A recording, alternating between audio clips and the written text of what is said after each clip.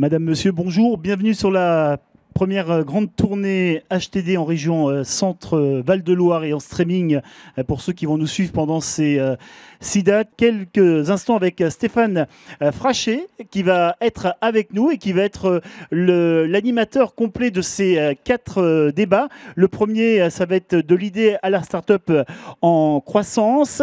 Ça sera dans quelques instants ici même. Voilà, pour vous présenter rapidement, donc voilà, il prend le micro, c'est Julien Pavio. Bonjour Julien. Vous êtes responsable de The Place by CA et vous allez nous dire dans quelques instants ce qu'est le village by CA, The Place by CCI 28. Voilà, beaucoup d'anglicismes, mais derrière, il y a des activités, il y a du soutien et vous allez nous dire de quoi il s'agit. À votre côté, Charles-Henri Reynard, bonjour. Bonjour. Donc, vous êtes responsable, vous, de The Place by CCI 28, donc l'accélérateur et l'incubateur de la CCI, de la Chambre de commerce et d'industrie d'Eure-et-Loire. Et enfin, Stéphane Pierrot, bonjour. Bonjour. Voilà, Stéphane Pierrot qui est cofondateur d'All About Cars, dont on va tout de suite parler, puisque je rappelle le titre de cette première table ronde, de l'idée de la start-up jusqu'à l'entreprise en croissance, hein, comment on fonde une entreprise et comment cette entreprise grandit, et recrute, fait du chiffre d'affaires, développe son marché. Et vous êtes là aujourd'hui pour illustrer ce parcours-là. Alors, en 2 mots, All About Cars, c'est un site web.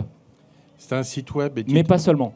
Mais pas seulement. C'est un site web éditorial consacré à l'automobile qui a pour vocation de guider, d'accompagner les consommateurs dans tout leur parcours d'achat, mais au-delà de ça, dans toute leur possession de leur véhicule, en fait. Et ce qu'il a de particulier, c'est que on a mis en place des outils particulièrement novateurs, tels qu'un comparateur multimarque, des configurateurs qui n'existent nulle part ailleurs. Quand je dis nulle part, c'est pour l'instant nulle part dans le monde. C'est l'un des avantages d'être dernier arrivant, c'est qu'on part avec ce que la techno a de meilleur à offrir. Ça fait de All About Cars un site effectivement pour l'instant assez unique.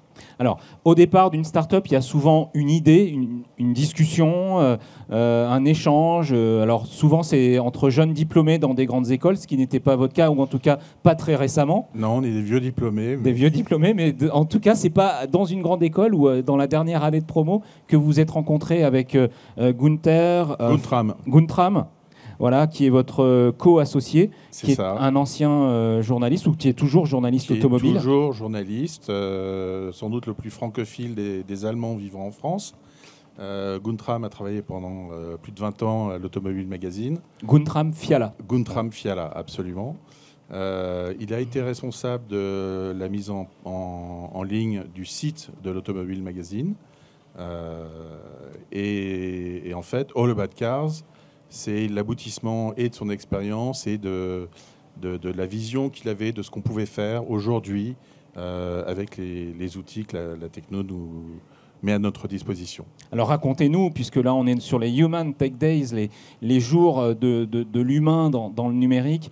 Quelle est l'histoire humaine derrière cette idée, cette création ? Est-ce que c'est votre voisin, tout simplement ? Alors non. Ou celui qui vous a vendu une voiture ? Non, pas du tout. On est amis depuis très longtemps. Et j'ai suivi le parcours de Guntram à l'Automobile Magazine. C'est les frustrations qu'il a pu vivre là-bas, le fait de ne pas avoir les moyens de développer ce qu'il voulait vraiment développer.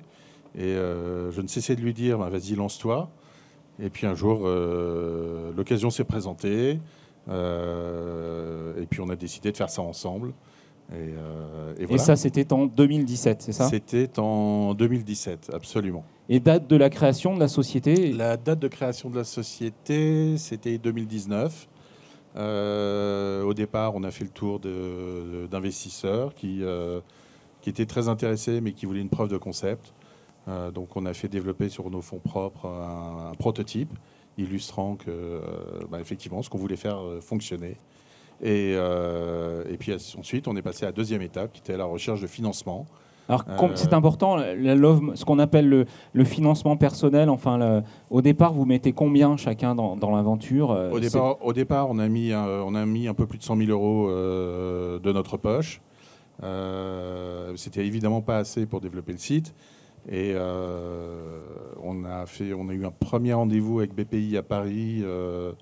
Oui, parce que je rappelle que tous les deux, vous êtes parisiens. On est parisiens, absolument. Mais on a implanté la société ici à Chartres. Vous allez nous le dire juste après. On parle de fonds tout d'abord. On parle de fonds. Alors, les 100 000 euros ne sont pas suffisants. Les vous allez 100 000 voir BPI euros ne France. sont pas suffisants. Et donc on a suivi le parcours classique. Ça paraît long et fastidieux, mais j'encourage tout le monde, tous les porteurs de projets à le suivre. C'est aller voir des réseaux tels qu'Initiative Eure-et-Loir, qui en fait est la première étape. Ce sont des prêts d'honneur, c'est pas énorme dans l'absolu, mais c'est ce qui vous permet aussi de décrocher un prêt bancaire derrière, d'obtenir ensuite un soutien de la BPI par exemple, le soutien aussi de The Place pour nous, qui nous a incubés et qui nous a accompagnés. Et puis une fois que vous avez ça, l'étape suivante, c'est les business angels. Le réseau se crée à ce moment-là. Le réseau se crée à ce moment-là. Et tout s'enchaîne. Et tout s'enchaîne. Alors, justement, pourquoi Chartres? Puisque vous êtes tous les deux parisiens, l'Automobile Magazine a son siège à Paris, Guntram était à Paris. Alors, pourquoi? Parce que Chartres, c'est vraiment la banlieue de Paris. Guntram venait très souvent dans la région pour réaliser des essais, faire des vidéos, des choses comme ça.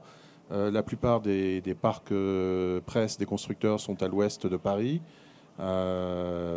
Et c'est beaucoup plus facile d'accès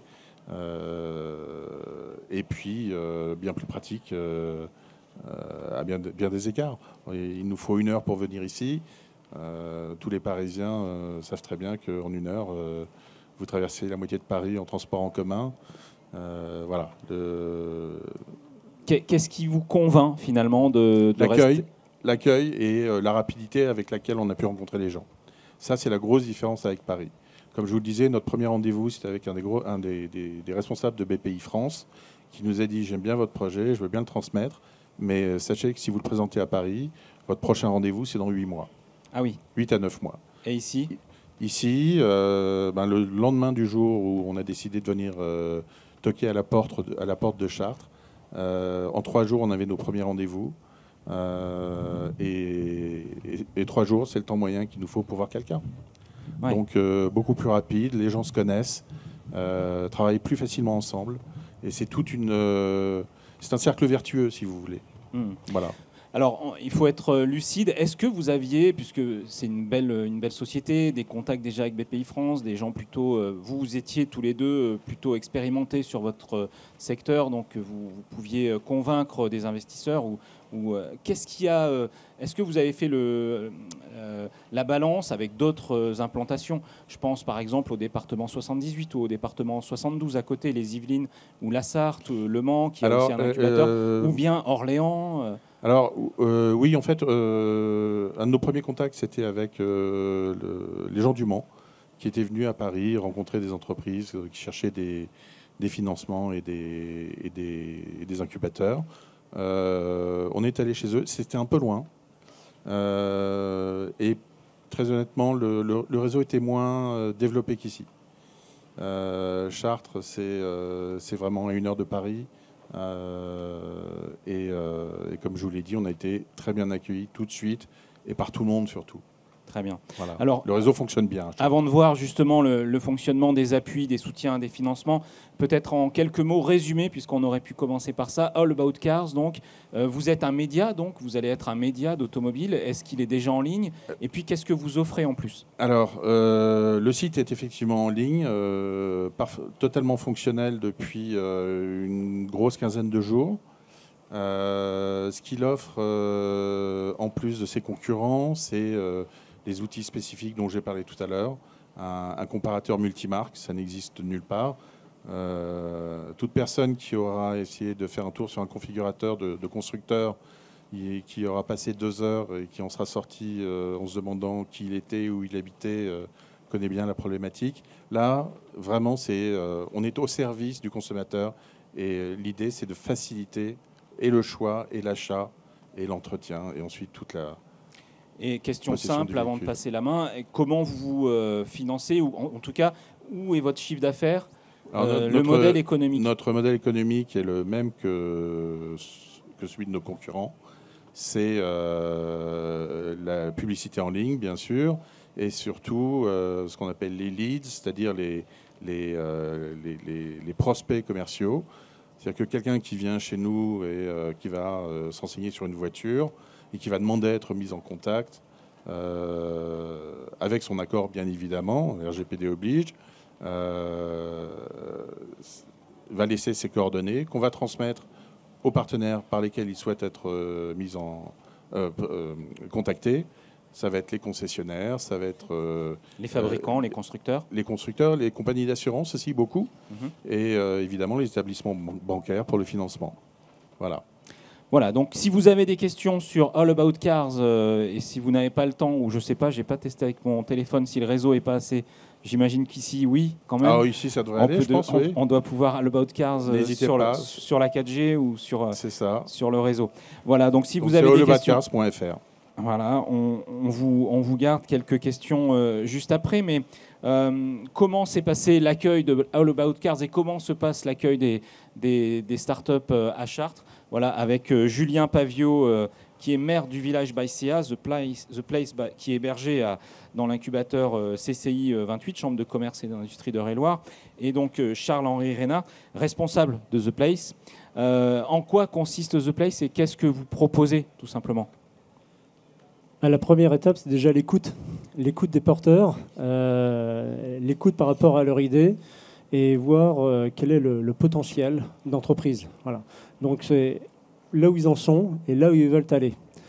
Et la première étape, c'est de voir quels critères il faut déjà bien valider pour en faire un vrai projet d'entreprise et construire une offre de service globale, en l'occurrence au All About Cars, on parle d'une offre de service, pour assez rapidement les mettre en relation avec les principaux acteurs de l'écosystème, pour les aider justement à maturer cette idée et à donner forme en fait, à ce projet d'entreprise pour qu'ensuite ça devienne une entreprise. Voilà, justement, vous parliez de la liste des soutiens. Quels sont-ils ici sur ce territoire d'Eure-et-Loir? Alors on a des partenaires historiques, à commencer par la région Centre-Val de Loire, DevUp, BPI France, bien évidemment, la Banque de l'Innovation, l'INPI, des fonds d'investissement, des business angels, des cabinets conseils, des prestataires. Voilà, c'est tout un écosystème. Il y a une quarantaine de partenaires dans l'écosystème de The Place by CCI 28 et qui viennent apporter à la fois des outils de financement, des outils de construction d'offres et puis beaucoup d'expertise de conseil et de réseau. Alors l'INPI, on rappelle, donc c'est l'Institut national de la propriété intellectuelle, c'est ceux qui valident l'idée et qui incitent à déposer des brevets, ce qui n'est pas toujours le cas dans une société de service finalement pour un logiciel, quoique vous peut-être avez-vous déposé quelque chose sur votre logiciel de traitement de données? Alors pour nous, ça n'a pas été possible parce que les algorithmes qu'on a fait développer, qui sont extrêmement intéressants, extrêmement puissants, ne sont pas protégeables. Un algorithme n'est pas protégeable. Voilà. Ce qui est souvent le cas dans le monde de la tech. Je laisse, ouais. Dans la liste aussi, il y a, et ce qui est un point fort ici à Chartres, enfin en tout cas en Eure-et-Loir, les business angels. Oui. Est-ce qu'on peut dire déjà ce qu'est un business angel? Est-ce qu'on a des exemples et comment on peut les définir? Oui, en fait, ce sont bien souvent des entrepreneurs qui ont déjà un beau parcours, ne sont pas forcément des entrepreneurs qui sont plus à la tête d'entreprise. En Eure-et-Loir, la majorité sont encore aux manettes de leurs entreprises. Donc ils ont une bonne expérience, ils ont parfois vécu des échecs, donc ils ont beaucoup appris, ils ont en général réussi et donc ils ont de l'argent de côté pour pouvoir investir en financement participatif, monter au capital des startups et apporter leur vision, leurs conseils, venir en appui de ces nouveaux entrepreneurs. Alors quels sont les tickets, comme on dit, c'est le terme utilisé, quels sont les tickets d'entrée ou quels sont les tickets de financement par ces business angels ou globalement? En fait, ils sont assez variables d'un réseau de business angels à l'autre. Donc ça peut être des petits tickets qui vont, on va dire, autour de 5 000 euros, 10 000 euros, mais très vite on peut monter à 20, 30, 40, 50 000, voire plus, en fonction de ce que les business angels peuvent mettre individuellement, et aussi en fonction de la valorisation actuelle et à venir de l'entreprise, et en fonction du tour. Ça peut être un premier tour ou un deuxième tour. C'est-à-dire si on est à une phase de démarrage ou à une phase de maturation de l'entreprise. Il y a aussi un partenaire important qui est le fonds Loire Valley Invest, en tout cas qui a aidé beaucoup de startups, et y compris ici, je pense à Biagri notamment, je crois qu'il a été la première. Oui, tout à fait. Donc comparateur agricole. Oui, alors il y a le Loire, le fonds d'investissement que vous avez cité, mais voilà, on a également Go Capital qui est partenaire. Donc qui ont en fait leurs propres critères, et donc en fonction, on va dire, des types de start-up, de projets, ils vont se positionner ou pas, parce qu'ils ont tous leurs critères à la fois d'entrée et de sortie. Donc c'est très variable. On va passer à la partie financement avec vous, Julien Pavio. Bonjour. Bonjour. Julien Pavio, donc vous êtes, on appelle ça maire. On appelle ça effectivement maire du village Baïséa. Mais en fait, pour ne tromper personne, vous êtes banquier. Je viens du Crédit Agricole. Vous venez du Crédit Agricole Val-de-France. Parlons financement. Donc, d'abord, en quoi le village Baïséa accompagne les startups? Alors, ce qu'il faut noter, effectivement, c'est que le village Baïséa, lui, intervient sur l'accélération des startups. Donc, il intervient une fois que la pré-incubation et incubation a été faite par The Place, et nous, on intervient dans ce cas-là. Et donc, on accompagne les startups une fois qu'elles ont leur preuve de concept, comme on disait tout à l'heure, qu'elles commencent à avoir une traction marché. Et on met à disposition l'ensemble du réseau des villages. Aujourd'hui, c'est 43 villages en France et à l'étranger. Il y en a en Italie, au Luxembourg, à Tokyo, etc. Ouais, plus près de nous, Orléans, Tours, Châteauroux. Exactement, j'allais y venir. On a la carte du réseau qui est là, où vous avez Châteauroux, Nevers, Orléans, Châteaudun et Chartres qui sont présents sur la région centre. Et on les accompagne également avec une mise en réseau et une mise en relation avec les 1200 startups accompagnées, les 700 partenaires et l'ensemble des alumni qui sont passés par les programmes des villages Baïséa. Alumni, c'est donc les anciennes promotions. Exactement, les anciens élèves. Les anciens élèves de ces promos. Exactement. Et donc, vous parliez du réseau Crédit Agricole. Effectivement, le village Baïséa s'appuie exactement, comme on le disait, sur le réseau Crédit Agricole et met en relation ces startups avec les clients, entreprises du réseau Crédit Agricole. Alors, ça peut faire peur comme ça de prime abord. Est-ce qu'on est obligé d'être au Crédit Agricole pour être financé si on est une start-up au The Place Baïséa? L'objectif... The Place by CCI 28, pardon. Le village Baïséa, The Place by CCI 28. Ouf. Non, l'objectif, c'est pas d'avoir un compte au Crédit Agricole. L'idée, c'est de mettre en relation, de faire grandir la start-up. Aucune obligation d'être au Crédit Agricole, comme vous le disiez. Est-ce que ça peut faire craindre les start-upers de venir là parce qu'il y a une banque qui a mis sa mainmise, on va dire, sur l'incubateur local? Non, du tout, au contraire. On a fait l'inauguration du village le 24 mars dernier, et il y a eu vraiment un entrain à la fois des banquiers. Il y avait pas mal de monde du Crédit Agricole, mais il y avait aussi pas mal de monde des autres banques. Et on va dire le fait de faire venir un partenaire comme ça, tel que le Crédit Agricole, donne une impulsion de la banque vers les startups, et en fait facilite l'accès des startups aux produits bancaires, et quels qu'ils soient. Donc bien évidemment, le Crédit Agricole est bien placé, mais il y a on va dire une spirale qui fait que les autres banques n'ont pas envie non plus d'être à la marge, donc facilite l'accès. Effectivement, je pense qu'on a besoin de tout l'écosystème des banquiers pour accompagner nos startups, et on ne se limite pas du tout au Crédit Agricole, comme vous disiez. On n'a pas fait une présentation physique de cet incubateur à la Chambre de commerce. La Chambre de commerce, tout le monde connaît, hein, c'est une institution plus que centenaire. Donc, quelle place vous réservez aux startups dans vos locaux? Alors déjà, de grands espaces de travail, on a à peu près 800 mètres carrés, on a réaménagé de grands espaces de coworking, avec un maker-place également pour faire du prototypage, de la com digitale, une grande salle de créativité de 140 mètres carrés, il y a une mairie, donc vraiment déjà un premier espace d'accueil pour venir travailler au sein de l'incubateur The Place by CCI 28. Et puis bien évidemment des espaces de rencontre avec les conseillers experts, de manière à faciliter, on va dire, cette expertise entre ces nouveaux entrepreneurs et les conseillers de la CCI. Et puis aussi un service de domiciliation commerciale, parce que la vocation de l'incubateur, c'est d'attirer des nouveaux projets, de nouvelles entreprises pour qu'elles soient ancrées sur le territoire d'Eure-et-Loir. En complément de ce que disait Charles-Henri, on a aussi des espaces fermés, des bureaux fermés pour accueillir les startups qui souhaitent être hébergés dans nos locaux pour pouvoir vivre au quotidien à nos côtés et pour qu'on puisse les accompagner tous les jours. Peut-être pour compléter cette présentation physique de The Place by CCI 28, quels sont les équipements dont vous disposez? Vous parliez de maker, ou de Fab Lab. Qu'est-ce que vous avez à disposition? Qu'est-ce qu'on peut faire chez vous? Eh bien, nous avons une salle avec des imprimantes 3D, imprimantes 3D résine, imprimantes 3D filaire, une thermoformeuse pour faire des prototypages de blisters, par exemple. On a également un scanner 3D pour pouvoir modéliser des objets jusqu'à les projeter sur un site internet pour faire du e-commerce.